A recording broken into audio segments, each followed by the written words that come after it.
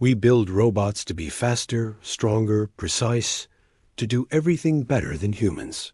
But what about the uniquely human things? We create, we feel, we dream. Could robots actually learn to be more like us? A new paper says it might be possible. Let's have a look. They trained an AI to recognize 8 basic emotions from facial expressions and body language. So you see how this could work. It doesn't matter that I tell you that this is a picture of pants. You just know it. How do you know it? Well, your brain compares the image with all the images it has of pants, and it finds that they match. It recognizes the typical shape of pants. In other words, it uses a concept. Concepts are what allow us to quickly categorize new experiences. Without concepts, you have to identify each pair of jeans by comparing it with every other image in your brain. That's not how our brains work. Concepts are the building blocks of our intelligence. They allow us to learn and understand new things quickly. If you program the AI to experience a sensation, say a tickle in its artificial skin, then link that sensation to a specific emotion. Could it feel that emotion? We don't just feel emotions when something happens to us. We interpret what's happening. And our interpretation, our concept of what's happening, determines how we feel. So yes, you could probably train an eye to feel something, but will it feel anything if it doesn't have the concepts to interpret it?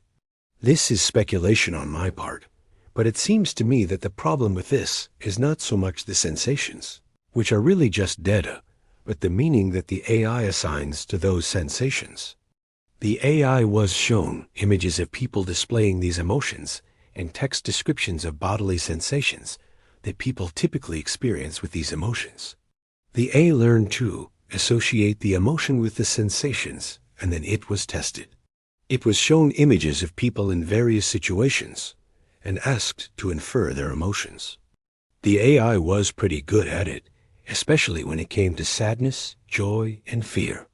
Imagine an eye that doesn't just process data, but understands the warmth of a hug, the sting of sadness, the joy of a good meal. The idea that machines can feel something is still largely science fiction. Emotions are biological.